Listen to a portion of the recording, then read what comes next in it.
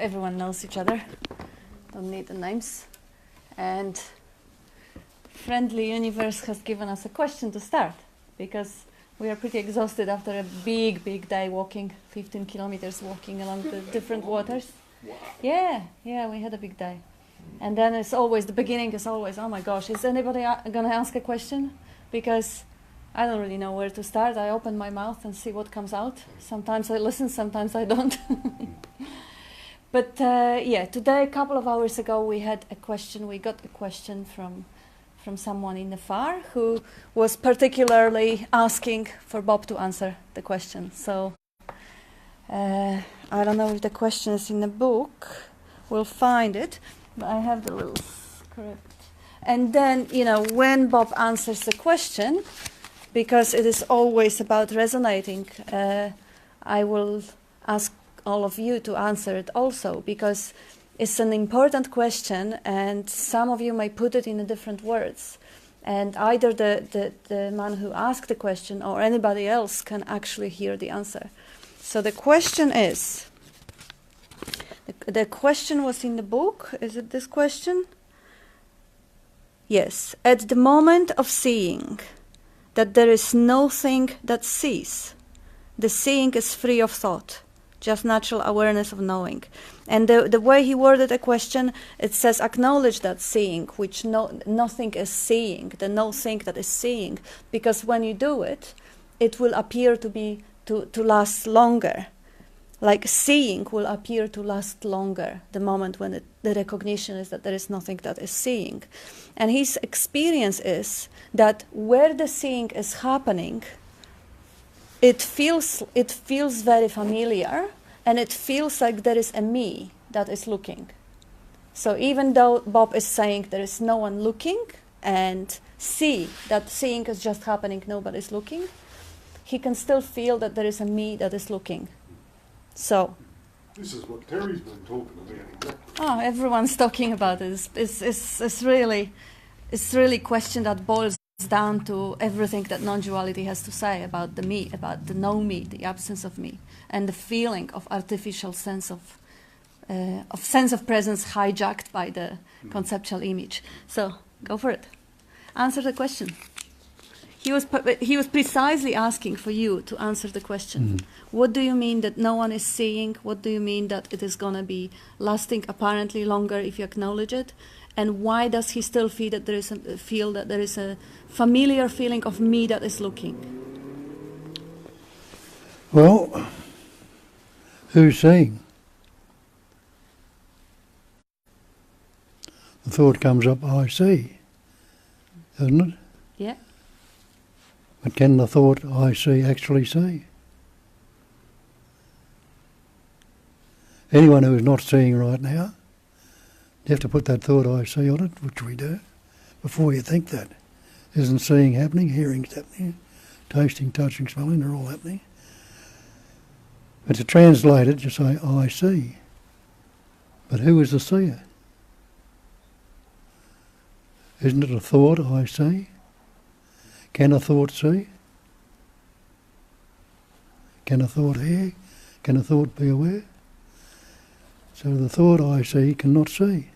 The thought I hear can't hear. The thought I know is not the knowing. So you formed a subject in the belief that I see. You formed a concept of a seer, me. And who is me? Me, translated, is myself. But we look at that and say, my body. And you know, you're not the car, you're not the coat, you're not the hat or anything else. Maybe you're not the body either. The same thing as say my mind. And you know, and again, as you know, you're not the coat or the hat, maybe you're not the mind either. And when you say, I, myself, instead of saying that that's just another concept you put on, you put it on this persona, the mask, the me, the egoic me that thinks it's seeing. Instead of saying I self, just the same as I see, I hear, without putting on a personal conceptual image on it, it is just plain seeing.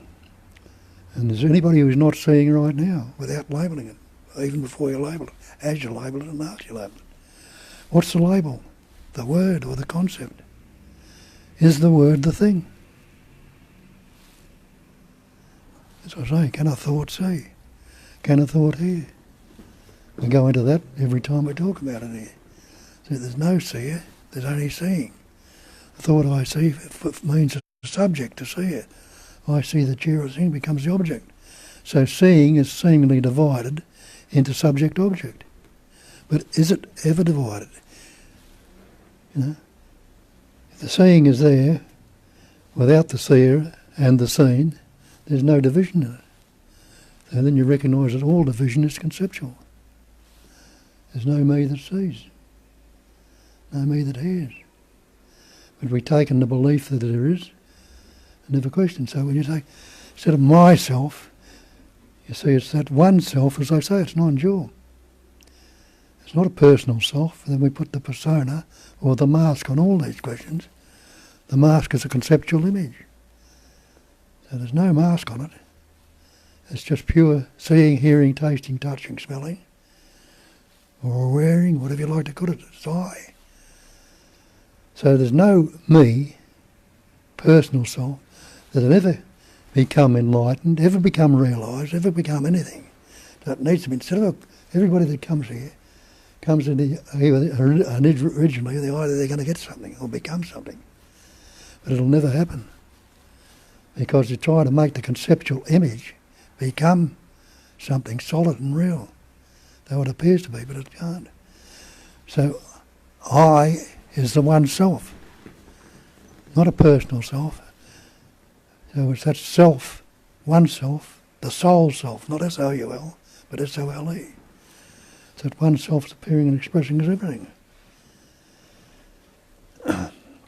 So how about this familiar feeling, that sort of an intimate feeling of familiarity, that there is a me, it feels like? Well, of course, all these concepts become very familiar, but how often have you repeated them, believed them, how often has all those around you reinforced you and told you?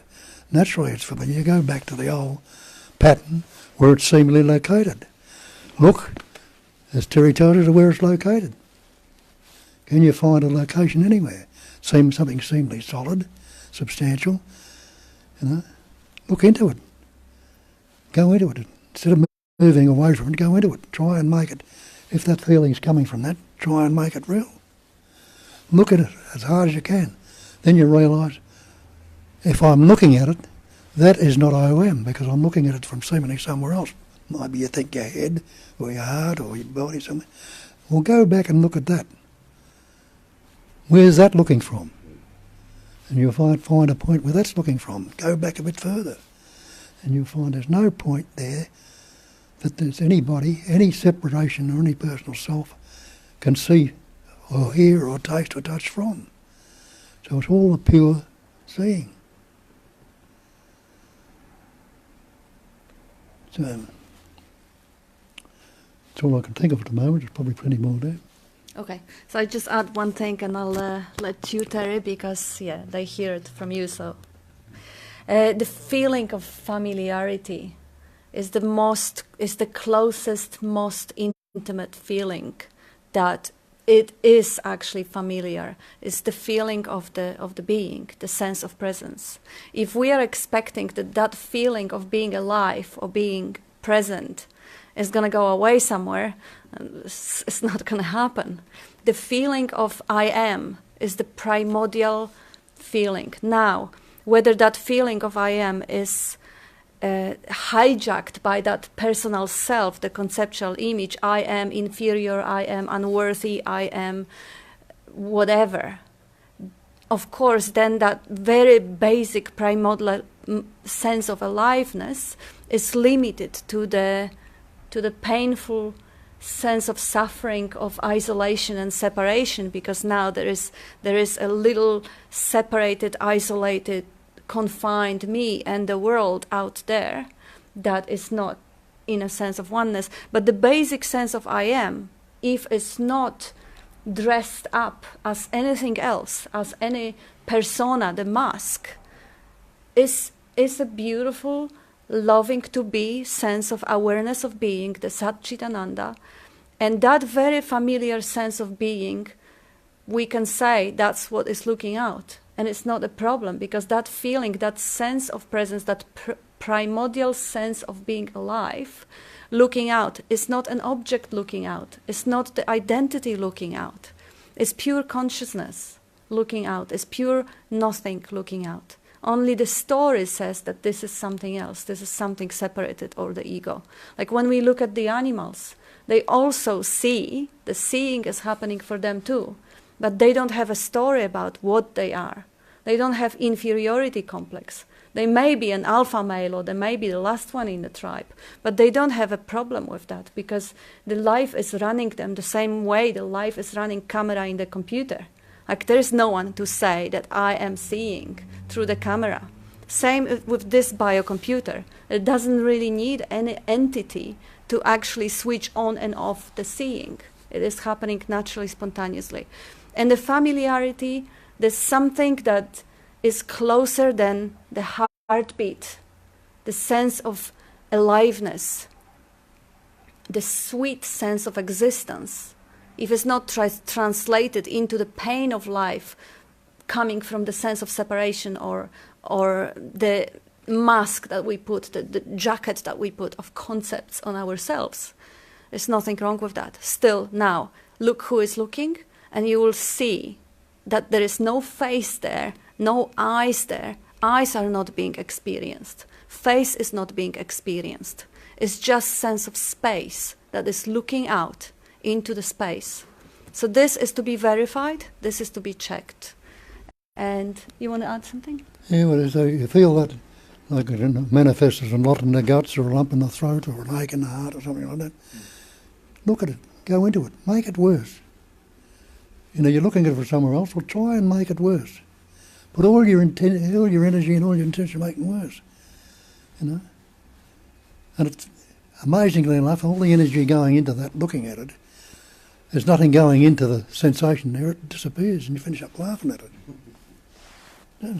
Yeah, that's a very good practical. Nothing. Yeah, well, I used to do that. A lot of people, a lot of them couldn't go there. Didn't want to go there.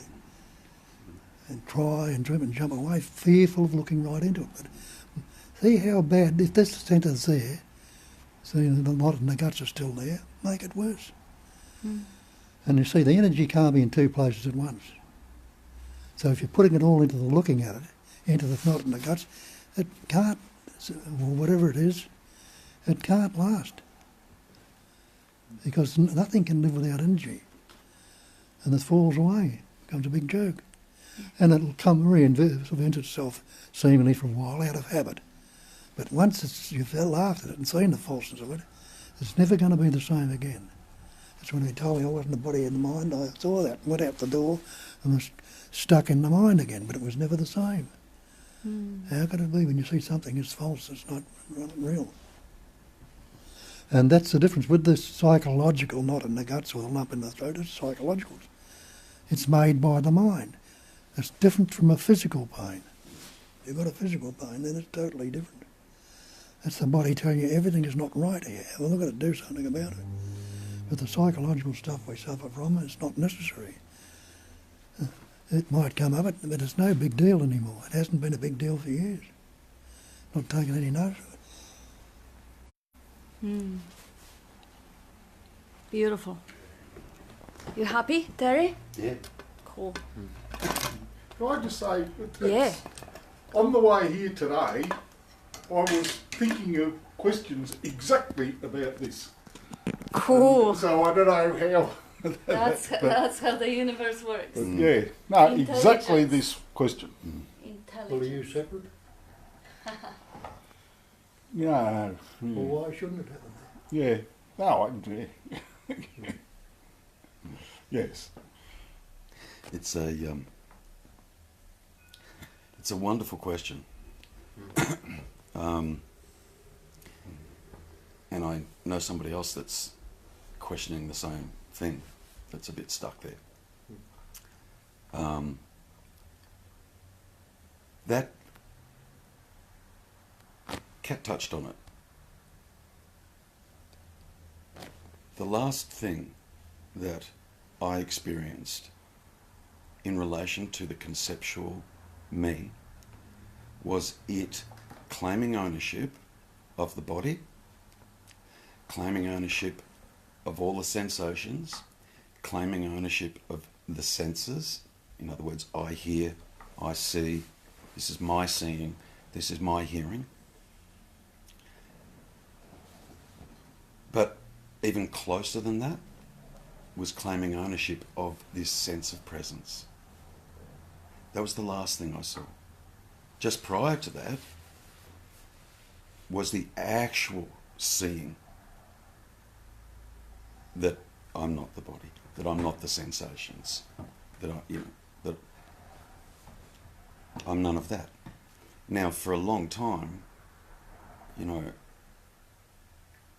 conceptually, I understood that I wasn't the body. Made perfect sense.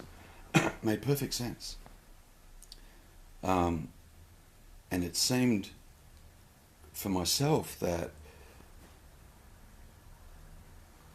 there was more of an inclination to at first see what went on in the mind. Just all the stuff that went on in my mind.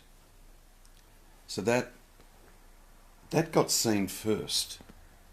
But what I also kind of lumped into that was, I'm not the body.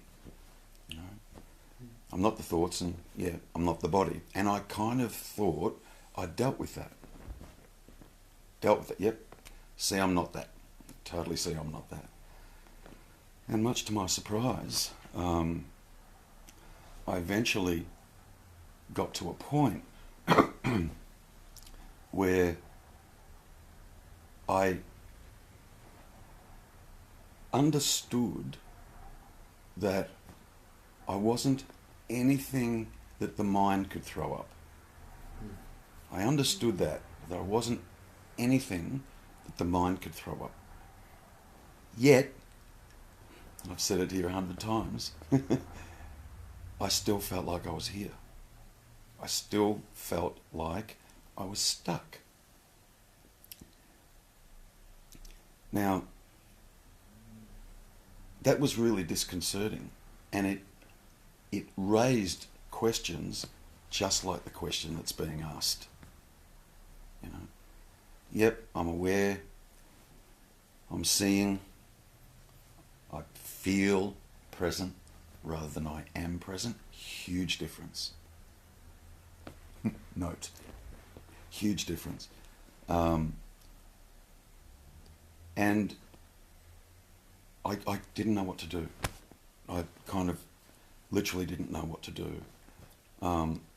And it dawned on me, and probably, from all the other negating that I'd done, all the other seeking that I'd done in relation to the me, and constantly trying to find it and, not being successful at finding it, it dawned on me, and why it was the last thing to dawn on me, I don't know.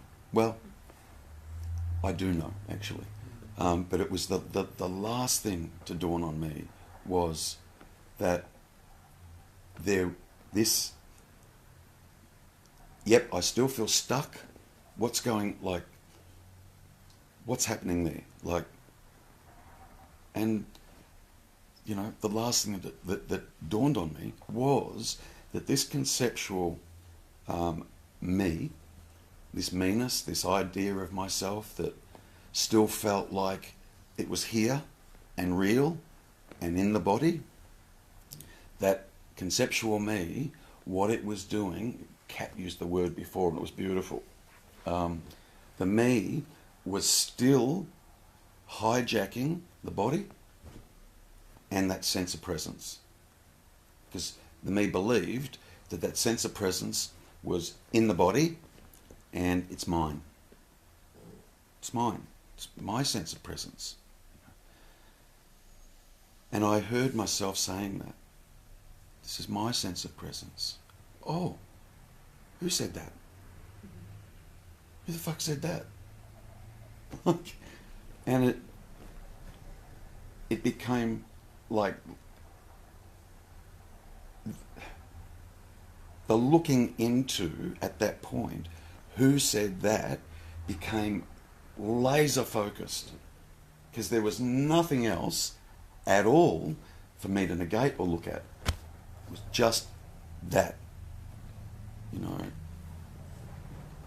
what is that? Who is that?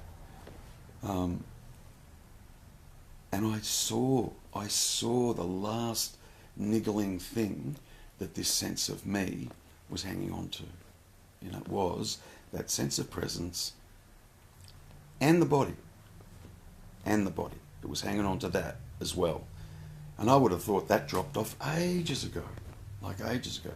The reason that was last to kind of drop off and to be seen by me is because that sense of presence is experienced here. It's experienced here, that sense of presence. And, you know, I didn't realise that meanness or that meeingness had actually latched onto it. Like, and it's been that way all my life. Well, you know, all my life. You know, and the questioner, you know, was talking about seeing and being aware of seeing, and yet there still felt like there was a me here that was doing the seeing. Or there still felt like there was a me here that was present, that was aware. And actually was just claiming ownership of those things. This is my seeing, this is my awareness, this is my hearing, etc. And what I did was one of the earlier things that I looked at in regards to thought. If I have control over thought, I should be able to stop it. Or I should at least be able to change what goes on in there. And I saw that I couldn't do that. Like, I just saw that I couldn't do that. So I applied that same principle to this little me, chimp, this little me that's in here. Can it choose not to be? Can it choose not to see? Can it choose not to hear? If it's claiming ownership of it, over these things, that's mine, then it should be able to do things with it. And I discovered it can't. Can't actually do anything with it, with that sense of being. And the reason it feels so familiar, he's talking about, yep, they're seeing, but there still feels like there's a me here. The reason it feels so familiar is because that sense of presence is there. That sense of here-ness is there. It's always been there. That's why it feels familiar. The problem is there's an identity there claiming ownership of it. And that needs to be seen. You need to actually go looking for that. Laser pointed. Who is that? Where is that? Like all the other stuff is over. I know I'm not that thought, those experiences in my life, and like there's a lot of data to kind of sift through when it comes to looking at all the stuff that goes on in the head, you know. But when that drops away and you finally come back to, yep, okay, but I still feel like I'm here. Then the self-inquiry at that point gets really, really simple. Really simple. Just look there. Look there. Try and find it. Literally. Try and find it.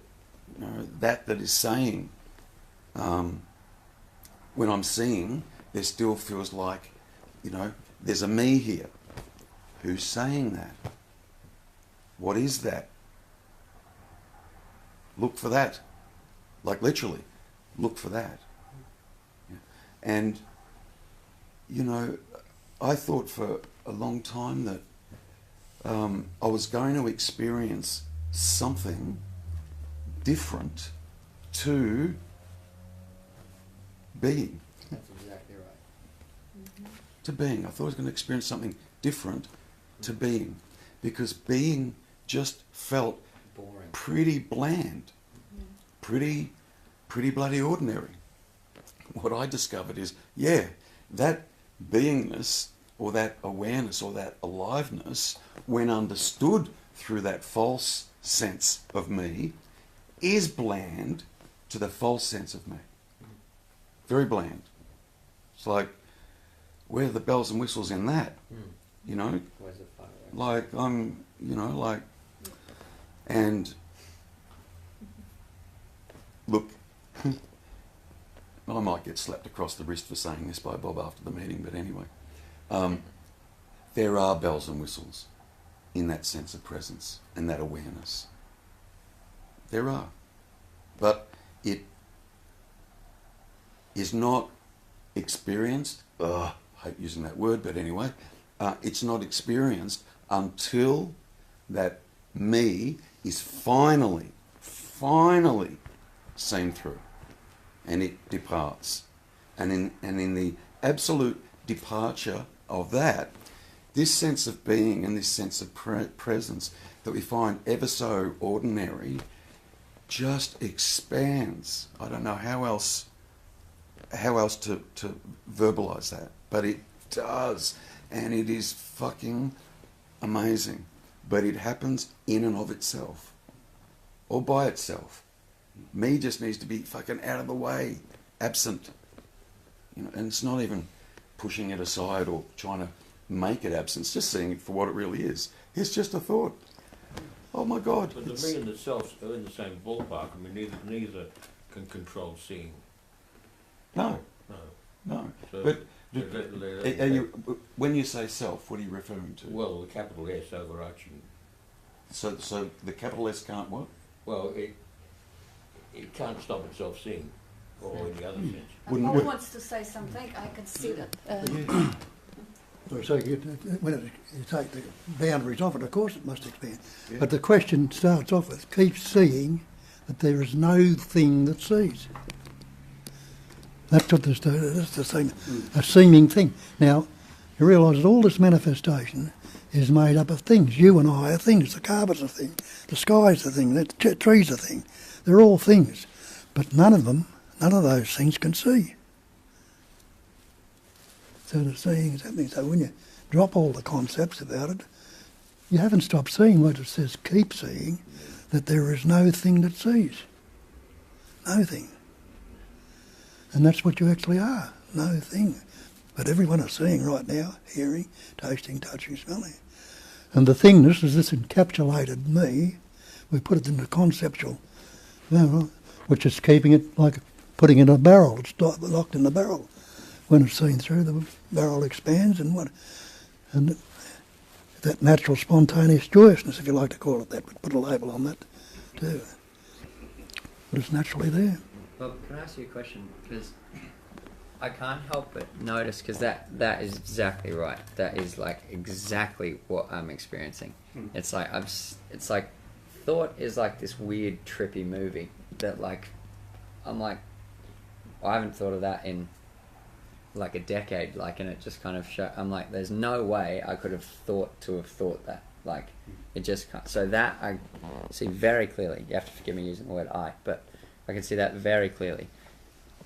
I can see that I'm not the body. Like, I don't grow my hair, or I don't arrange the optical nerve to, I don't do that. But I feel like, in all earnestness, I live in the body. I don't feel like I am it itself. So it's as though if the body was to die, I would die in it. Like, I don't feel like I am it, but I feel like I live inside it. And of course, conceptually I can understand that that's not true either. But that is my experience. That I feel like I live in it. Almost like I live... Isn't it the other way around? You live inside it. Yeah, that's exactly what I'm saying. I live Bodies inside it. No, inside I you. mean, Bodies the inside truth is you. the other side. Yeah. Yeah. Yeah, well, whatever. But Yeah. like my let point is, him answer. Oh. I was just going to ask you, like, it's like I live in the stomach almost. Yeah. Do you know what I mean? As I say, you can see in the solar plexus, or Yeah, not that's in the exactly yeah. right. That's exactly That's where the right. seeming life came into the body, through the solar plexus, through the umbilical cord of your mother, into the umbilical cord of you as a little embryo. The life essence came through that and grew it from there. But that life essence is not bound by anything. It's seemingly in the body, but what's the body appear in?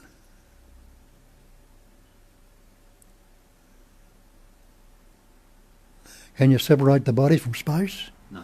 Can you separate the sound from silence? And still separate the stillness from movement?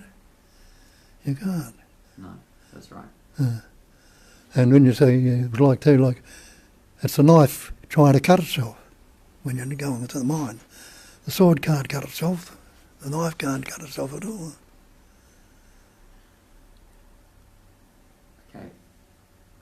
But I can't help but notice that, you know how you go look, like in self-inquiry, we go looking for the me, right? And even if I look at the stomach or whatever, and I feel that tightening or that chronic kind of almost like muscular tension, like that kind of feeling, right? Like who That's the thought going into the physical, certainly affecting the physical. If that thought wasn't there, would you get a knot in the stomach? what? No. I don't know what thought it is. The thought, the conceptual image you've got about yourself. Me, Max, Right. the conceptual image you've got of yourself. Because I can't help but notice. Now, if What that the- life essence wasn't coursing through the body, could you have any thought? No. And you didn't have any thought until you learnt words. And yet you were living in the 9 months of conception and a couple of years after that before you learnt any words. And when you learnt words, that's when the sense of separation came upon you, through the words. I or me, and that word, the mental can affect the physical. That's what psychology is all about.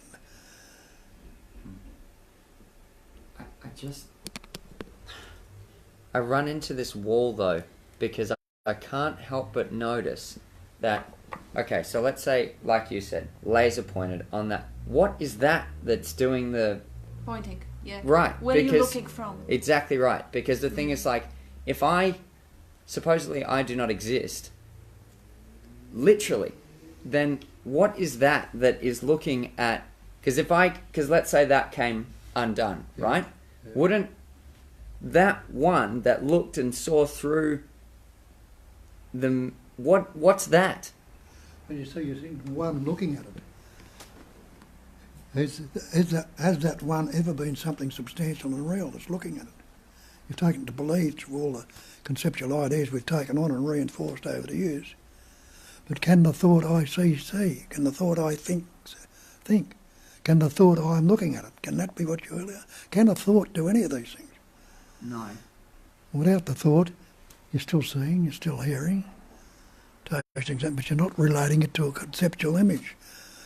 That's stirring up, seemingly causing the physical, because it's affecting the body as well as the mind.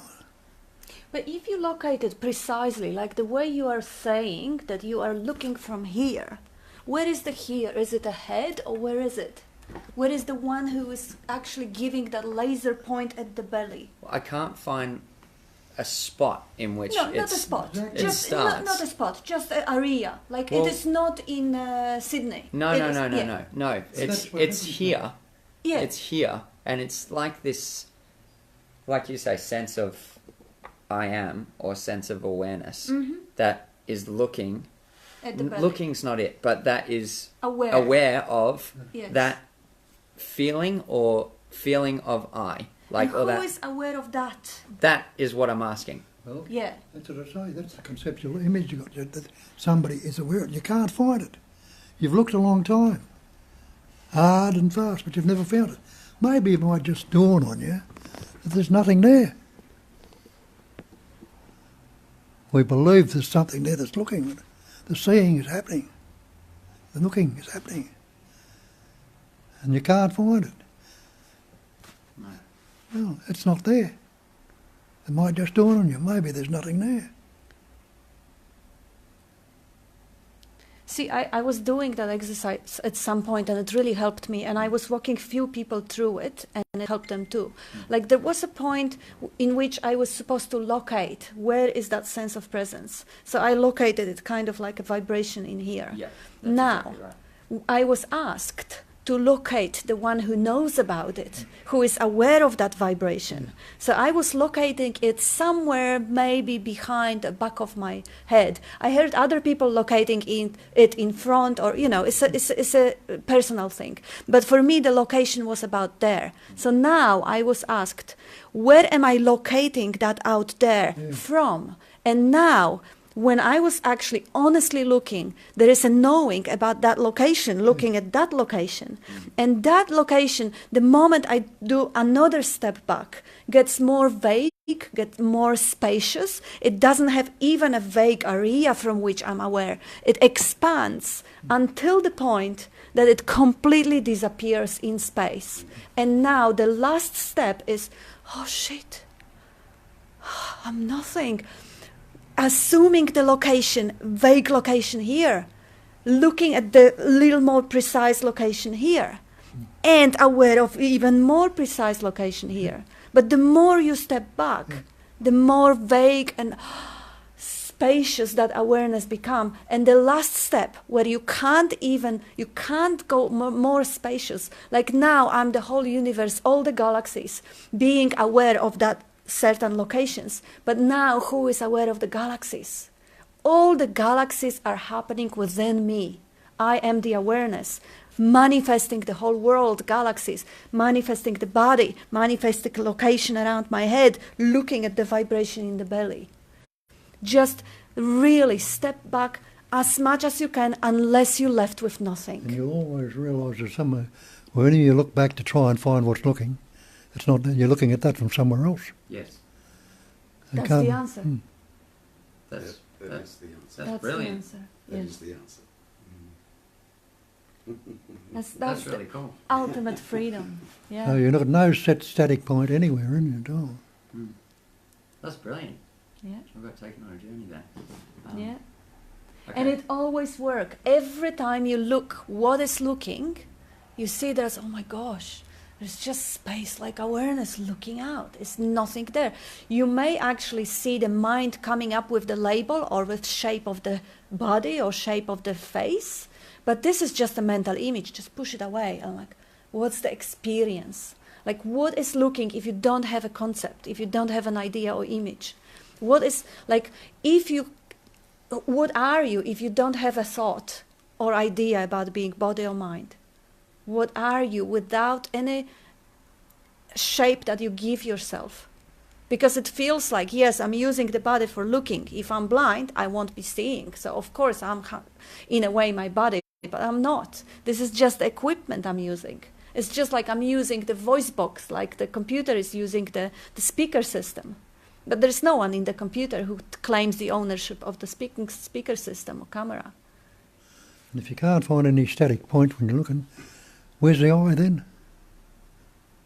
The eye is the idea that it's a reference point we're looking from.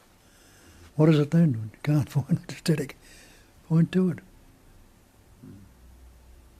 So could you say when you come down to it, all there is sensations in space?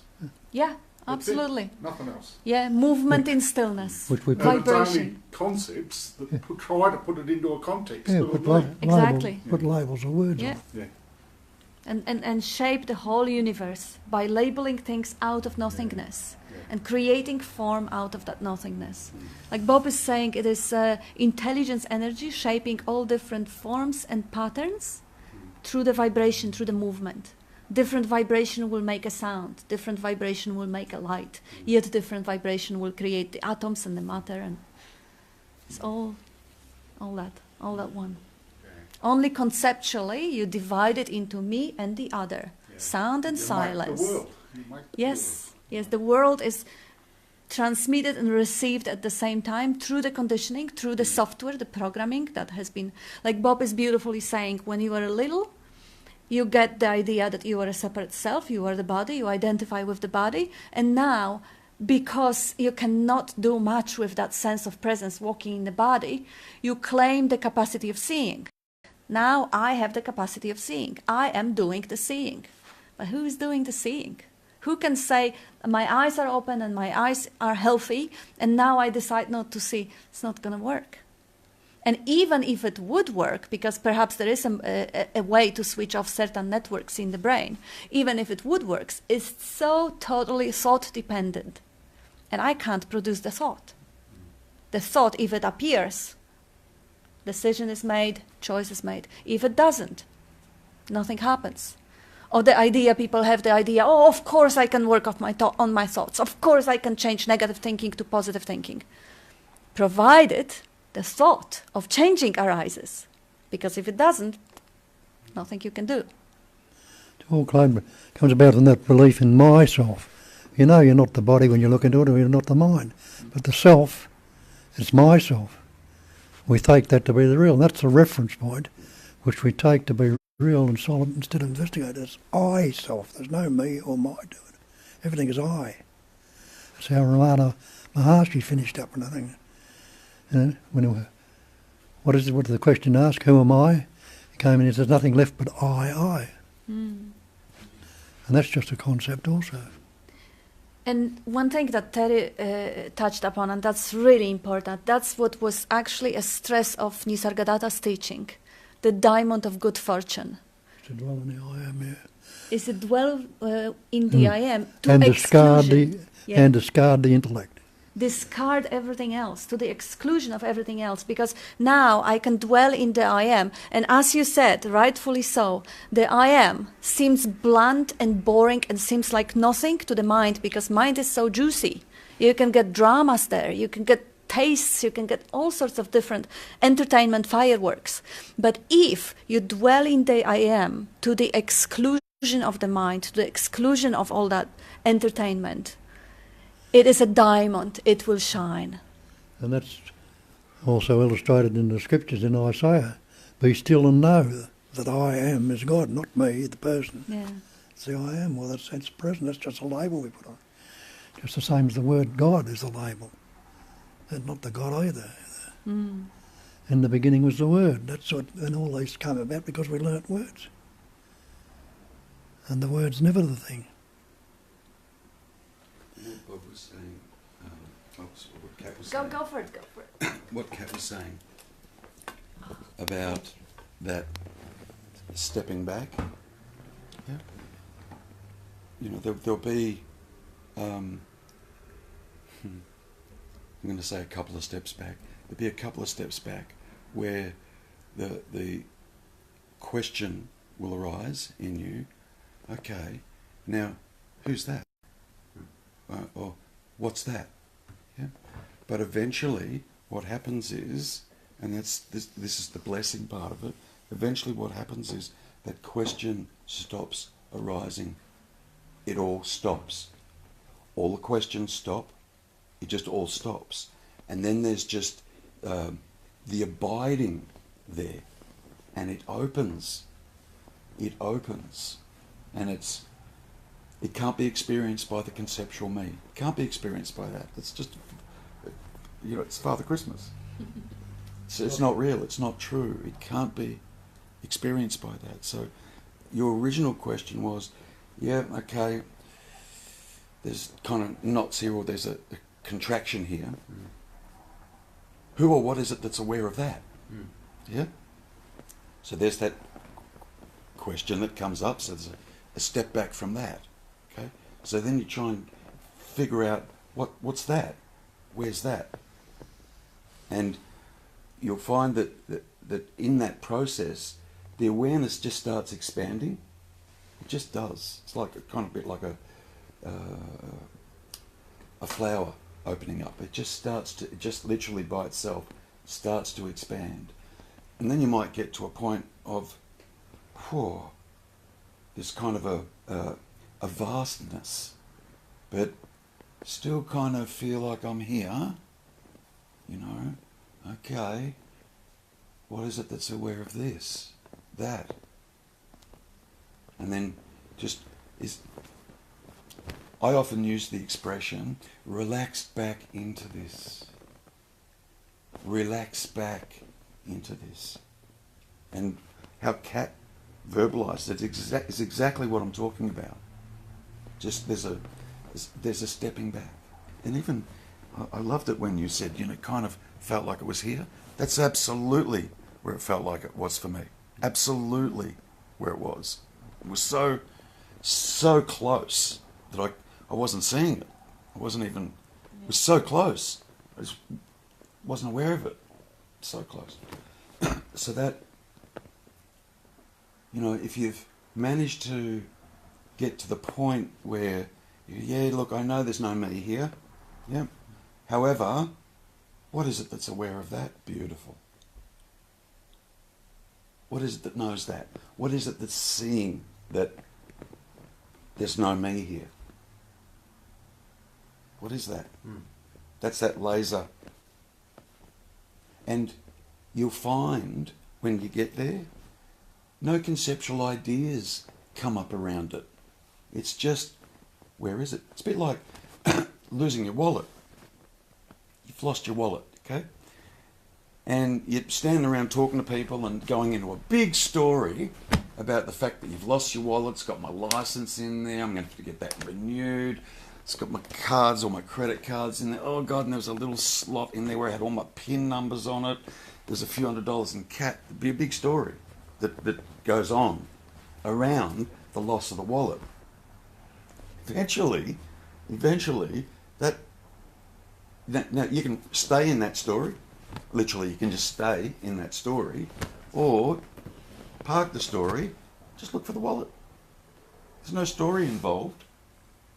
Literally, in looking for the wallet. Yeah. You get to a point where there's no, you just get to a point where there is no story around it. Yes. Yeah. And It seems to me that the localising mind actually is a magnificent achievement. If it had not gotten out of control, there's nothing wrong with it at all. It's really super wonderful.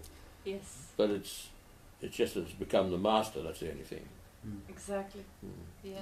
and it's and that is only a problem, it becoming a master. That is only a problem if you become aware of that being a problem. For others that aren't even aware of that being a problem, it's perfect. It just is. Just is. That's perfect. Yeah? Yeah. Yeah. So that's, you know, when you get involved in this and you start that form of self-inquiry, that's the sort of stuff you see. Yeah. You know? Yeah. Yeah. So, as I keep saying to you, relax back into the eye. Relax back there. And if it means you're doing a little bit more inquiring as to, oh, hang on a minute, what is it that's aware of? Fine, go there. Go. But you can do it in a really relaxed way, like in a calm way. Bob wanted to say something. Let me ask, who is the questioner? And the obvious answer, I am. So if the question, I am the questioner, and the question coming from me, the questioner is the question. No questioner, no question, what happened? Cancel each other out. Nothing there. Who can ask the questioner? If the questioner itself, the concept you got that I'm asking the question on.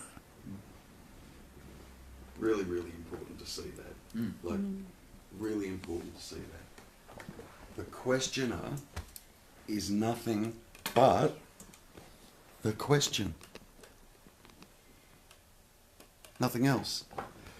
Nothing else. And I know that sounds weird, but that is what it is. Because the questioner is nothing but a thought. And the question is a thought.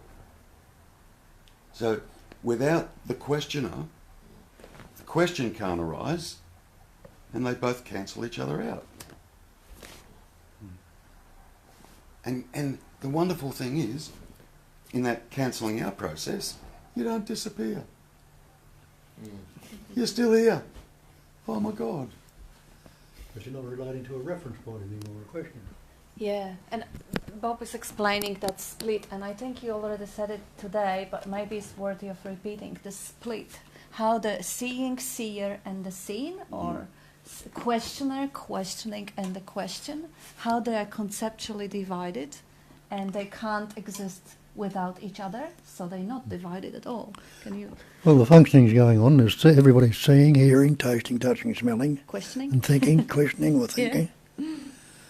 And then the thought comes up, I see, or I hear, or I taste. So you've formed a subject. This conceptual image you've got about yourself, me, Bob, the Australian, the good fellow, or whatever image you've got about yourself, now thinks it has the capacity of seeing, hearing, tasting, touching, smelling. A thought up conceptual in it. And the question, I'm seeing, what am I seeing? I'm seeing that, this room, the mirror, the lights and everything. That's become the object. The thought I see has become the subject. Yeah. So now the totality is divided into subject-object. Seer and seen, taster and touched, tasted, thinker and thought, feeler and felt. But can there be a seer if there wasn't seeing? No. When I was saying to start off, keep seeing that there is no thing that sees. Yeah. Pointing out that seeing is going on without relating to a thing. So there can't be a questioner or a seer without the seeing. There can't be a thinker without the thinking. Can't be a doing without the doing, seeming doing, whatever it is. So subject-object are conceptual images. It's only pure seeing, hearing, tasting, touching, smelling, breathing, heartbeating. It's all the one essence, doing the non-totality. Everything is that. And if you've got nothing to relate to divide it to, what's going to happen? As Terry says, the cage of bondage we've built around ourselves, the concepts, expands. And you'll see you're full of the natural state of being. And it's not going to stop the seeing, hearing, tasting, touching, the functioning from going on, but you can't give it any credence anymore. You can't believe it for very long at all. You don't believe it at all after a while. But it still comes up. That's the way the functioning goes on. There's this notion that I question. I'm questioning. I question. Whereas the truth is, there's just question. It's got nothing to do with an I. There's just thoughts. It's got nothing to do with an I or a me. Everything just is. But what we do, we claim ownership of it and say it's mine. My seeing, my hearing, my tasting, my touching, my awareness. Me that can see. Me that can see I'm not that and this and that. Me that is aware of that not, or that sensation in here. There's just a sensation in there. There's not a me that's aware of it. It's just that. An awareness of that. But it's not mine or your awareness.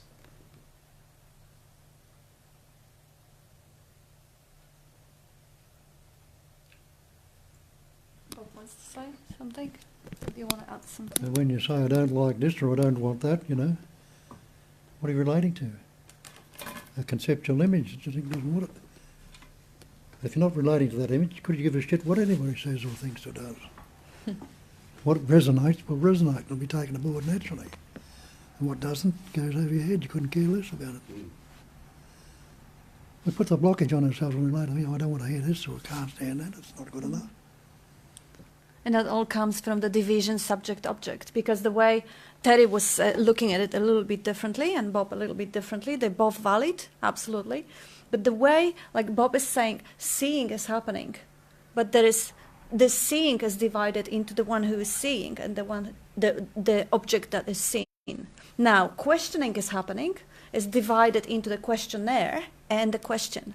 So seemingly there is one process going on, one movement going on. And now we have, what seems like for the mind, there is someone who asked a question and there is a question that has been asked. It seems like there is two, and it does, of course. But now, if there is someone who asked a question, the questioner, but there is no question, can we even call that a questioner? We can't. The questioner disappears. If there is no question, we can't even call it a questioner. There is no questioner without the question. And the same way, the questioning is a process, is a movement, like all the vibrating energy functioning. And now, if there is no question, the same thing happens. The questioner didn't arise. So they arise simultaneously, just like a seer and the seen. Let's say I'm looking at the chair out there. But if there is no chair, I'm not a looker anymore. Or if there is no me, there is no looker anymore. The chair is not being acknowledged. It doesn't exist. The process, the movement of seeing is not happening. So questioning, seeing, hearing, tasting, touching, smelling is a natural functioning. Now, out of this very, very natural functioning comes the idea that no, it's not one process. There are two things going on, the one who is looking and the one that is looking at. That's not true. It's always it's like almost as if there is a space and I'm walking with that space of my gaze and there are different objects floating through that space of watching, but the space is not changing. The process of seeing is just one process. And it's absolutely inseparable from me looking at it. The content is changing of that whole space of seeing. But there is not two going on. It's just one seeing. And this division is a beautiful functional division and creates the diversity of beautiful dualistic manifestation. Thank God, it's sweet. But when it is taken for gospel, when it is taken as there is me and there is a world out there, so now I'm threatened. Now I'm not safe. Now I have to be preoccupied with my own safety. Now I have to protect myself, defend myself, and obsess about myself. That's not necessary. If there is just space looking and things floating through it, space hearing and things floating through it, there is no division. It's just a space that is witnessing functioning. There is no threat. The life is an entertainment. In the space there is a content and there is an awareness of the content. And everything has being and there is an awareness of being. How can I separate my being from the being of anything else, if not conceptually? And this could be experienced with a glimpse. Like, let's say I ask you now to sit as if you didn't know how does your body look like. Like you have absolutely no idea. Don't look at your feet, but you just don't know. You don't know how is your body looking. And now just sit for a minute. Just sit. How does it feel to not have this projection going on? Now, you don't know whether your body is ending 10 centimeters from the center or is ending half a meter from the center or is ending at the end of the room. You don't know that. How is the being without the assumption that it ends with the skin? And this, without that assumption, even with the eyes closed, is even easier. I can't define when I begin and where am I ending. I can't say my borders or my limits. If I can, that will be a concept. If I park that concept aside and I'm just focusing that I am, but what I am, I don't know. What is my limits? I don't know. How big is my body? I don't know. I may figure out, sitting with that again, my limit is as far as is my knowing. If I'm knowing about Australia, I'm knowing about the universe, I'm knowing about Milky Way and the cosmos, that's all appearing in the knowing that I am. I am the knowing. And whatever appears in it is just a content. And if I don't have the concept that I'm here and what I know is out there, if there is no division, it's just pure knowing, just like there is a pure seeing. There is no need, there is just that space of knowing, moving around and experiencing content. So there's no inside and outside? No. Everything is, like Nisargadatta says, I've swallowed the world. Everything is inside the field of awareness.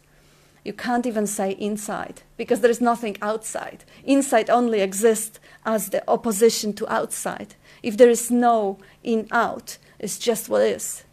And see how the space and the galaxies and all that thing is conceptualized and is created the moment I'm actually thinking about it. Just like the past is created in the moment I'm recalling it. It's like I have no proof that yesterday existed unless I think about it. Like I can say, okay, but yesterday I broke my leg and it's still broken today. But now this is the story happening on top of a pure content of awareness, the sensation of whatever, something I call pain. So the world is actually created moment to moment through the conceptualizing, through the mental images, through the imagination. But the only thing, if I stop imagining, if I stop projecting, the only thing that I can ever know is the knowing itself, the awareness of being itself, the knowing being. You're seeing that, recognising even the least little bit of it. What are you going to get? Who's going to get it? What's to acquire? You realise you can't. There's nothing you can acquire, and that's building more concepts, more ideas, and more images on you. So all that needs to happen then is to start discarding all the crap that we've gathered. There you go. Discarding the concept. And that's what we say often here, start from the fact you already are that, whether you know it or not.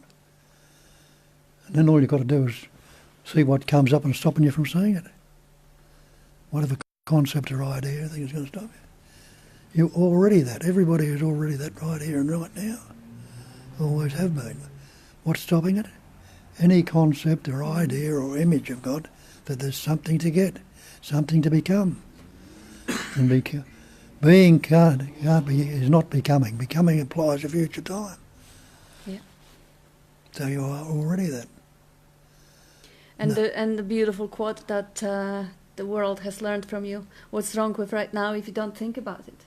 Like, who are you if you don't think about it? What are you if you don't think about it? This was just that little glimpse that I say, if you don't know the shape of your body, you don't know how big it is, you don't have this mental image of the size of it, without the concept of what is that thing that I call I am, what are you? What are you without the thought? What are you without thinking about it? Because, yes, the only thing that separates you from the recognition of being absolute nothing or absolute totality, either way it works as the same thing, is the concept, is the thought. That's how far you are from understanding that you are already that. You are not far at all. It's just one thought that I am not there yet, or I am the body-mind, or I am the feeling inside. It's just that one thought that is completely, it's like a curtain over the mirror. The mirror has no judgment, it reflects everything as it is. And now that thought, I'm the Santa Claus, or I'm the dwarf, or I'm a little chimp, you said? Chimp, a little chimp inside that is pulling the string. That thought is putting the curtain over the mirror, and now nothing is reflected. It's just the curtain of the idea. And how can you say I've lost it? If you've got that concept. You know? If you are already that, what can be taken away from that? You can only drop the concept that you haven't got it, and it's an idea. It's almost as if you were at the stage, an actor playing a role in the movie. You're playing the role, whatever. Let's say you play a great hero. And you totally feel the role. You totally identify with it. Yes, this is so me. And then the play is over. But you refuse to come back to your natural state. You still pretend to be the actor. You still pretend to be a hero. Oh, call me the whatever, the hero. Call me the Batman or whatever. It's nonsense. Like this is a play. This is all play. We are playing to be the other. The consciousness is dressing up as the individual to experience the otherness. Because the oneness, the sweetness of oneness can only be tasted as the opposite to the separation. So that's the beautiful play. It's just the question of how identify you are in a moment with the role, and how quickly you wake up from it. Because and we're all Academy Award winners for playing a role. totally, we all Oscar actors. We're so brilliant, and absolutely, and it is happening, and it will continue happening. Bob is 42 years with clarity, and he is still dreaming to be an actor. It's just the seeing through is happening right away. It doesn't take weeks or years or whatever to see through. The seeing through is happening right away. Well, we pointed out the screen, the basic screen, the emptiness, the cognising emptiness, the silence and the stillness and the emptiness.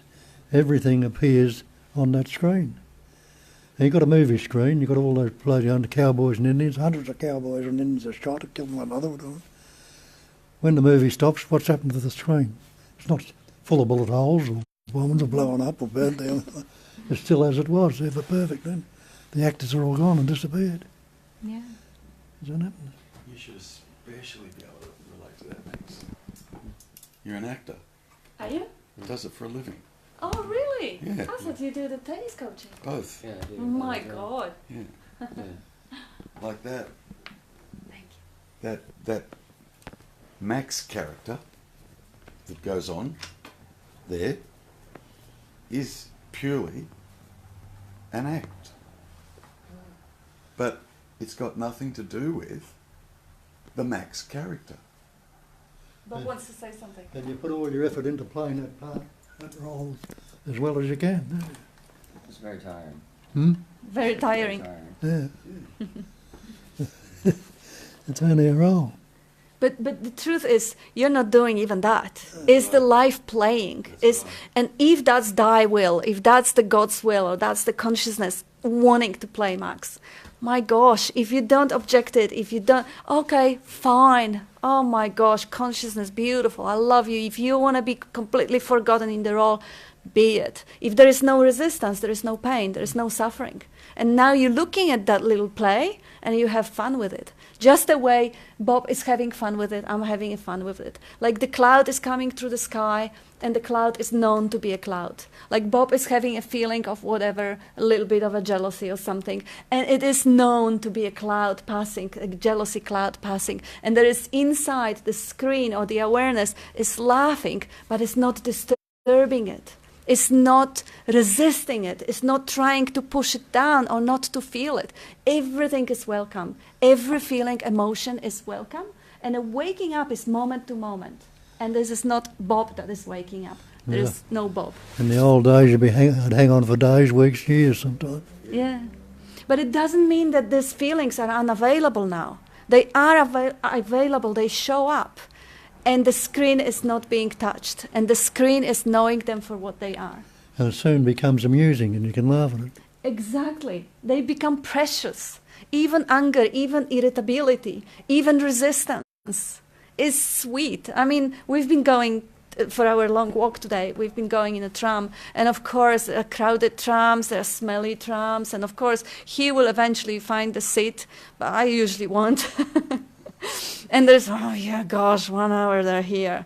And then the curiosity, oh wow, this is juicy, wow, this is interesting. And the attention completely, like the resistance arising, and there's completely no resistance toward arising of the resistance. Quite the opposite. It is amazing, it is amusing, like wow, interesting. It's an old pattern. It doesn't mean that if you realize that everything is a game of patterns, it's just a vibration of different habits. It doesn't mean that all these habits will drop off. If there is no other habits, they will still play out. But there is no one to be bothered by it. There's no one to be troubled by it. So the old pattern comes out. Ah, sweet, how interesting, how cool. That's the freedom. Because the idea that, oh, I will never experience resistance, or I will never experience anger, oh my gosh, I'm not there yet because they are still arising. They are, but not to me. They are arising on the screen. The screen, the cowboys are rising, the what do you say, cowboys and Indians, yeah, they all are rising. And the screen is not being touched. And it doesn't mean that now I recognize them. I can't recognize them, I as a fiction. So nobody recognizes them, they're just showing up on the screen. Nobody is recognized. I mean, we use the language, we say recognizing, because, well, how else we can point at this identifying with the content. But if the identification doesn't come up and the resistance shows up on the picture, but there's nobody identified with it, so it doesn't last the next minute, the next second, the couple of seconds, and it's gone. And it's almost like if there was someone there, that someone would say, oh my gosh, why did you go so quickly? I didn't really have a good look at you. Like, come back. But there's no one there to have preference, even for so-called negative emotions to stay. So it doesn't matter. It completely doesn't matter. Whatever is the content, whatever is the movie. If the movie is about suffering, oh wow, that's intense. And the screen is still not offended. You want to say something? Oh, I'm not saying that. A lot of it is old habit patterns. We keep reinforcing them day in, day out. Crossing your And our legs. schools, the society, the nation, everybody else around us reinforces it, and we reinforce it ourselves because we don't know any other way. Till we come across something like this, which there is an innate essence waiting to hear it, apparently, because it makes you look at this stuff where thousands of others don't. And keep at it and keep looking, and you'll see through it. You must. Because the false cannot stand up to investigation. Know that for certain. So investigate it and fully go into it, as much as been pointed out in the different ways tonight. Go into it fully, and it'll fall apart because it's not the truth. And that's the scriptural saying, know the truth will set you free. When you see the freedom from these beliefs and false ideas, you're free of everything. You are that freedom. It's basically that process of hijacking the experiences, hijacking or kind of taking an ownership of whatever shows up. If there is a resistance showing up, or there is irritability or anger showing up, and now there is idea that I am angry, or I am irritable, or I am in resistance. That is the moment to see what is that I. Maybe it is just pure resistance. Maybe it's just this bubbling in the stomach or solar plexus and nothing else. Maybe there isn't any I that is experiencing it. Maybe it is just what appears on the screen. And in my experience, whatever appears on the screen, there is no agent in between the experiencing, pure experiencing. There is no one that is having it. It is just pure vibration that is being labeled. And there is no necessity. There is only the belief that comes in and say, yeah, but it still feels like there is a me. It feels like the me is having that feeling of inferiority, or the feeling of I am unworthy, or I'm not deserving, or I have to strive harder, or whatever. There is no me having the feeling. There is just the vibration showing up in the stomach, or in the body, or in the throat. And the body is the mirror. The body is the medium through which this experiencing is happening. The body is the screen in that moment. But also the body appears in the awareness. So not only the body is a screen for the sensations, but also the whole body is a content in the awareness. Because the sensations are known on the body, and the body is known in the pure awareness. Not that there are two steps, there are really one, but it may be easier to recognize the bubbling life. When, as Bob is beautifully saying it, when you experience fear or anxiety, it feels like, when you label it, it feels like you load yourself down with every previous fear or anxiety. And it feels so heavy, and it feels so real, and feels so overwhelming that you can't say that it's pure awareness having it. Of course it's me, I'm confined, I'm terrible, I'm horrible. But when the label is taking off, and there is a natural curiosity going on, now there is this sensation that I would normally call anxiety, by relating it to past memories and comparing it with what I've learned from other people. With that mental process going on, that sensation is labeled from the past. Now, if I'm curious and I take that label off, what is happening. There is probably some sort of a contraction going on, but even contraction is a label. If I take that label also, there is just a movement. It's a vibrating, pulsating, throbbing movement going on. And if I don't have preference and I'm just curious about that movement, in a moment, there won't be any resistance. The curiosity will say, "Ooh, that's juicy, yum." That movement that I used to call anxiety is a beautiful, beautiful surge of life. And now, of course, same applies to pain. And it's not always even possible to take the label off and watch it. Sometimes it's just going to be labeled and it can be watched as a sensation with the label or sensation and the label on top of it. But if there is a genuine curiosity, this identification is very, very easy and natural the moment curiosity comes in and we can see actually what is happening, what type of sensations are happening, how fast do they vibrate, where are they located, how dense or hard they are. Sometimes you can even feel, like I was guiding a friend once through the phone, and she could feel that there is like an iron ball in her solar plexus. Like she had a panic attack. She could not breathe. And she was describing how heavy it was, like really solid, gray, metallic, heavy substance there. And I said, okay, just keep watching. Look at this. Now, sometimes you can distract yourself with actually seeing how this one is serving you, how this one wants you to be safe. Because, if there is a hard story going on, yes, they're bullying me at work, and now this anxiety is kind of protecting me against it. Is actually an act of self-love, telling me that, oh my gosh, I love this one, I want to be safe. But this is only when the story is dense. When the story is not that dense, but there's just a physical sensation, the moment attention goes into describing it, looking at it, it naturally goes out of sustaining it. The attention's only it only has certain amount of like megabytes or whatever, the bits of information that it can invest into it. Like there are certain numbers, I'm not quite sure, 200,000 out of 200 millions or whatever, that brain can process the bits of information. So now this processing capacity was invested in sustaining the sensation. The moment it starts looking at sensation with the curiosity, the processing capacity goes out of sustaining it. And it is not going to last. The longer you look, the sooner the lumps, guts, what was it, knots in the guts and lump in the throat.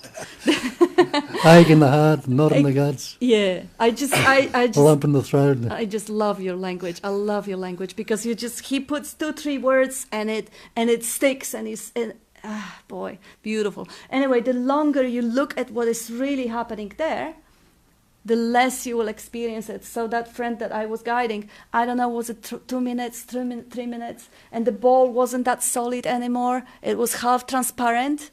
It wasn't really metal anymore. It was kind of a cloud. And another 4 or 5 minutes later, oh my God, I'm not panicking anymore. My breathing is all right. Shit. Yeah. That's how it works. It's all imaginary. It's all believed in. The moment it is investigated, it comes back to its true nature. And true nature of every form is emptiness.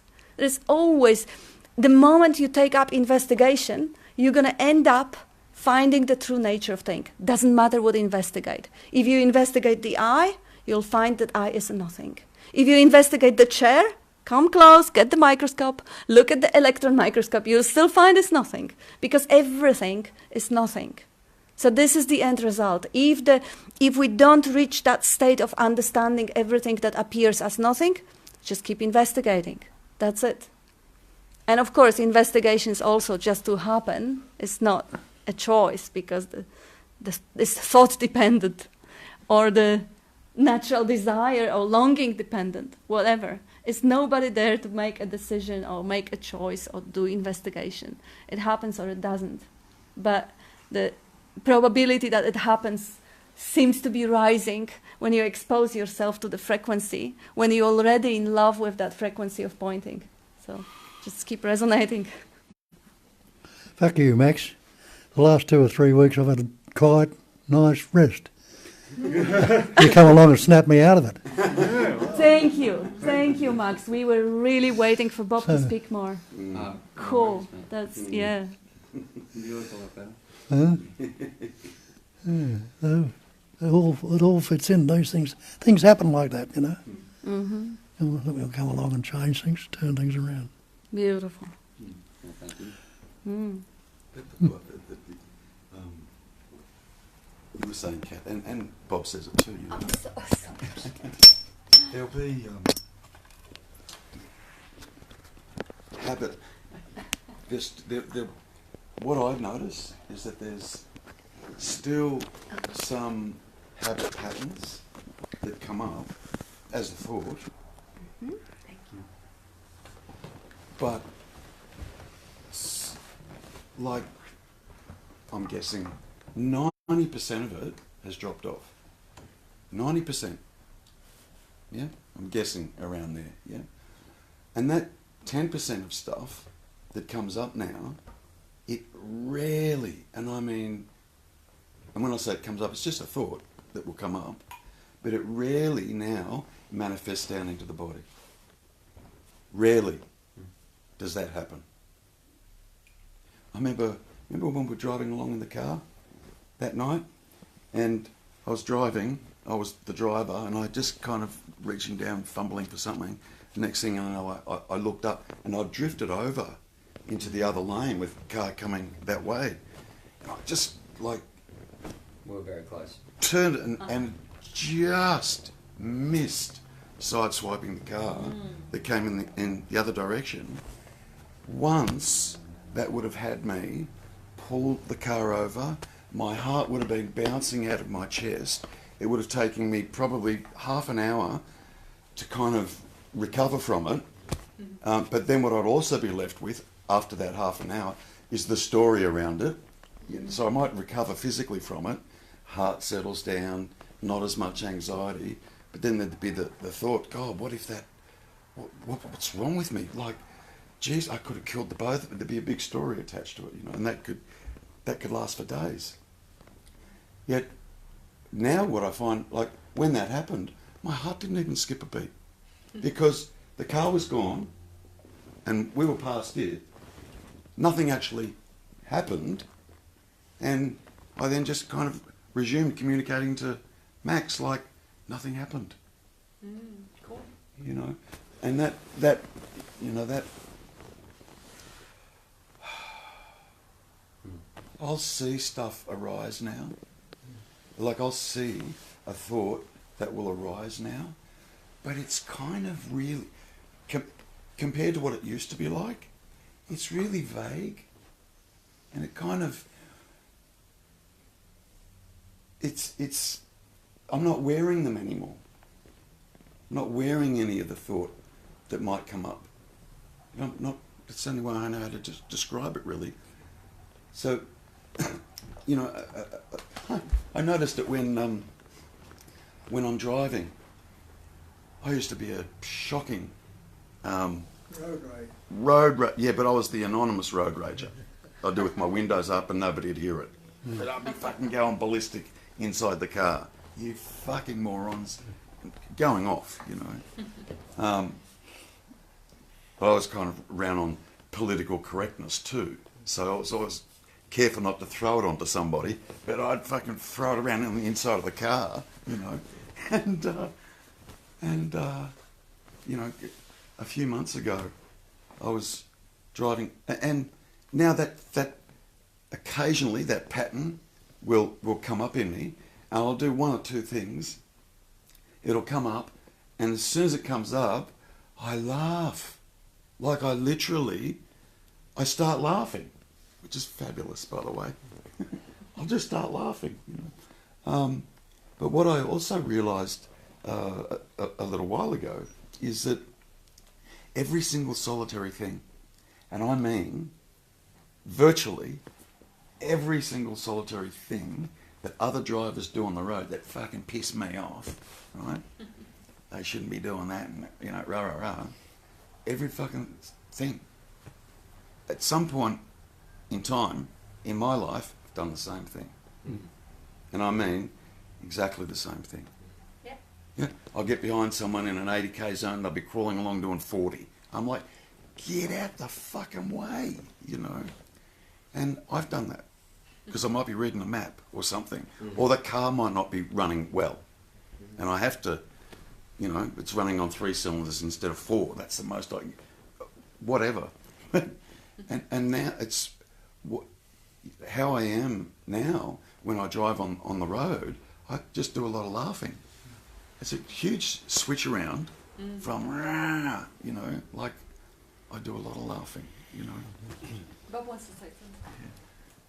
So Thank you. when you said at the start, you know, he's down the road. That's what used to happen with me. I was going to get this road rage, you know. But then it went on me, you know. He's down the road now. He's not lucky to wait for the jack, you know. He's gone. I'll never see him again. Never, whether it was a he or her, whoever it was. Why worry about it? You know, something just passed, you know. And you drop it, you just... That's the beauty of not hanging on to the past. Is the way Bob is saying, no cloud is glued to the sky, no thought is glued in the head. Once it's gone, it's gone. Why dwell on it? Like, why miss out on life that is happening fresh and new right at this moment? I saw somebody in the rearview mirror of my car doing what I used to do. His windows were up, he's stuck in traffic, like everybody else. Everyone's stuck in traffic, and he's going off, like right off, banging a fucking steering wheel like this and looking around and like he went. I didn't even behave that way, that badly, but he went off. And I'm watching him in my rearview mirror, and I couldn't help but laugh. I just laughed. And Oh, where's the compassion? no, Poor guy's suffering. No, my windows are up, so he doesn't know I'm laughing. It's okay. Oh.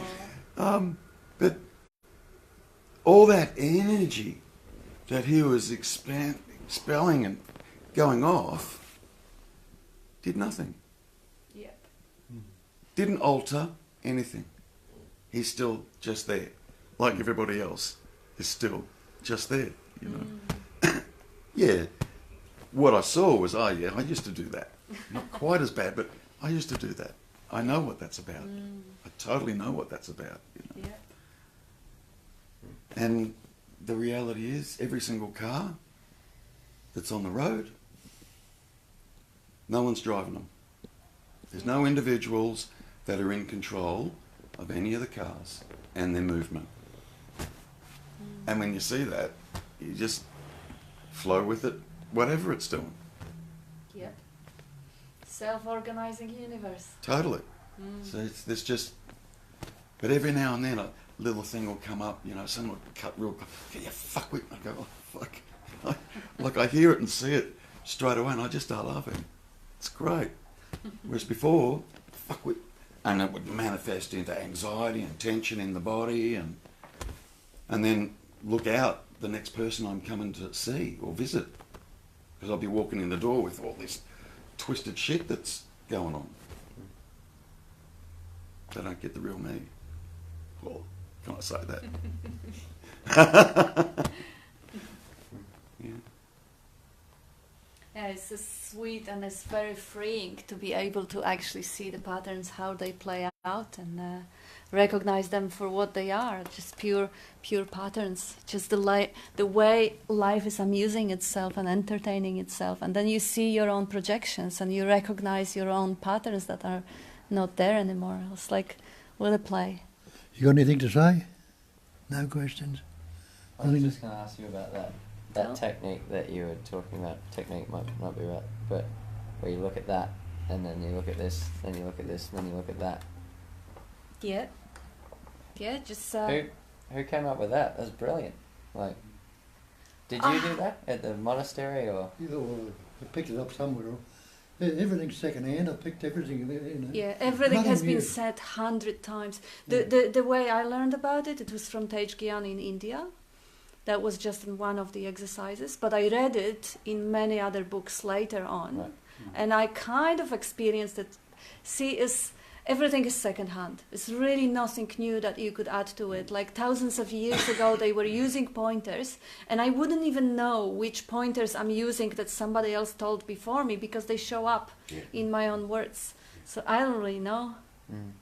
The exercises, some of the exercises that I learned there, I'm not disclosing because I was obliged not to disclose them. But because this one is appearing in any other teachings, that's and is helpful. Sure is. Yeah, Douglas it Harding is. had a lot of things like that, experiments and that, Yeah. that you can do. Well, what is this one again? Just You- locating the one who is aware. Like if you are experiencing a sensation, you know where is that sensation. Let's say it's somewhere in the guts or in the throat. So where are you looking at that sensation from? So just see where, because you're aware that there's something here. Where are you looking from? You may, when you sit with it, you may see that, oh yeah, it kind of feels like I'm looking from here down, or maybe it feels like I'm looking from here sideways. You just see your own experience. How does it really sit? And then you look from above, yes. And then once you locate the area, because it's not going to be precise point or anything, but just a vague area, where are you looking from at that sensation? So now, how do you know you're looking from here? Where are you looking from at this one, at this location? Now, just keep stepping back, keep look, where are you looking from? Until, because the location is only assumed by the mind, so it is, every next step is going to be kind of more vague, until the point that you wouldn't be able to locate anything. You would say, oh yeah, it's just space-like awareness. When you're looking at it now, you say, okay, all right, it's seemingly there.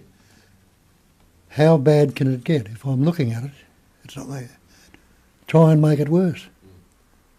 See how bad, if you've got a physical pain, hurt physically, you can put your pinpoint at it. With this psychological stuff, go into try and make it worse. Put all your energy into it, however. And you're straining and struggling to try and make it worse, and it explodes. There's nothing there. And Bob often pointed out that really the worst thing that can happen if you make it worse is that you fall unconscious. You just fall asleep. The equipment will just switch off.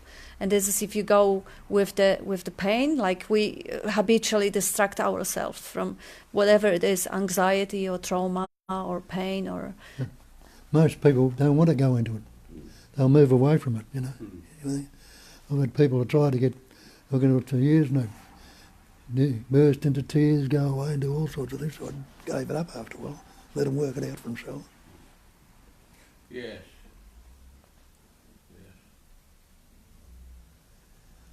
It's the hardest thing you can ever do, but once you've done it, the It's like results are better. You have this saying, face the fear of dying and the... Do the thing you fear and the death of fear is certain. Oh, do the thing you fear and the fear of death is certain. The death of fear. Death of fear. Oh, right, whatever. Death of fear. Yeah, well, or take off the label from the word fear and see really how does it feel. It can be quite yummy if you take off the label, because the label fear is definitely a negative sensation, then there is a resistance towards it. Oh, I don't want to feel it. But if you take the label off, forget about it, push it aside, and then you see there is going to be a surge of energy going on in the body. And it's going to be some certain, like, seeming location where it is. It's more here or there. The breathing is going to be shorter and shallow. And all that sensations are being known or being observed from the witness perspective. But where is that witness? Is it here or there? Okay, let's say somewhere, vaguely around here. But who knows about that witness? And who knows about the one that knows about it? And eventually there is no witness. There is just a space knowing, the sky-like awareness being knowing. To get around to writing a song, how does it feel? What? What was that? Say it again. Bob Dylan ought to get Bob around to Dylan. writing a song. How does it feel? Yeah. The song, how does it feel? Yeah. Is it? The other thing too that becomes really apparent is I used to walk around with this sense of an identity, this kind of meanness. But what I was also, not so much at the time, but now, that that identity used to change. A bit like a chameleon, almost. So, you know, if I get pulled over by a cop, for example, because I'm speeding, yeah, I'm not going to get out the car. I'm talking about. I'm not going to get out the car and, you know, be how I am when I'm with Bob, or be how I am when I'm with you. There'd be a certain kind of persona that I would just automatically take on, unconsciously, but automatically take on. So I had all these different kind of masks. Thank you. That's what I'm looking for. Masks that I used to wear, depending on whatever situation it was that I found myself in. And man, I was so lost in terms of who am I really? Like, who am I really? Because, you know, when I'm with such and such a person, I'm a certain way. And when I'm with such and such a person, I'm a certain way. Why? Am I like... Which one's right? But even closer, why is that going on? Like, why is it? And now I find it doesn't matter who I'm with. Even if I get pulled over by a cop, I get out the car and I'm still just who I am now. And it's really quite playful and light, and so light and really quite playful. But now there's no... It's really, really, I'm going to say this and you can slap me across the knuckles, it's really, really nice being me. Can I say that? Let me add just a word, and we are over time, so we're going to be finishing. I think the transformation is actually, you can thank to the absence of a need for approval right now, because you don't depend on anybody else's approval. You know your own value as absolute, infinite, total, amazing beauty. Like, you don't really need to have anyone to affirm or confirm to you that you exist and you are valuable. You don't need the significance taken away from interactions or connections. Doesn't even come up. Doesn't even come up. Literally. Absolutely. Doesn't even come up. So you don't really have to modify your behavior to please people. And it may actually even seem that you're getting more kind of rough because you don't care. So you can get rid of all the masks by just recognise the persona. Yeah. It's the personal. Persona comes from the personal. We've got a personal image about ourselves. Haven't got that mask, what are you going to relate to? That's right. And if behavior is modified, because I would imagine that to a certain extent you're going to be more gentle speaking to the lady and more gentle to speak to another Aussie bloke while having a beer or watching a football. But this modification doesn't come from the need for approval or whatever. It just comes from the natural gentleness or natural, you know, like this is a functioning going on. And now, having no esteem or no need for esteem or assurance of the esteem, that natural functioning is amusing. You actually look, what is Terry going to do? Or how is Katarina going to react to this or that or the other? I have no preferences and I have no idea. And that's cool, because I don't really have to worry about it anymore. I can just, with curiosity, discover how the past programming of this body-mind is going to result in acting. Like today I yelled at Bob, and I was yelling for like a long while when he just scoot over in front of the big traffic running really fast, and I was trying to pull him back. I had no idea that my body will react in a scream. Stop, you fucking idiot. That's how it happened. We were laughing about it 30 seconds after, because the car like and it stopped. So we're still here this time. But we are over time, and I promised Bob that I won't be doing it too often. So come back again and we'll continue. Thank you. Thanks, guys.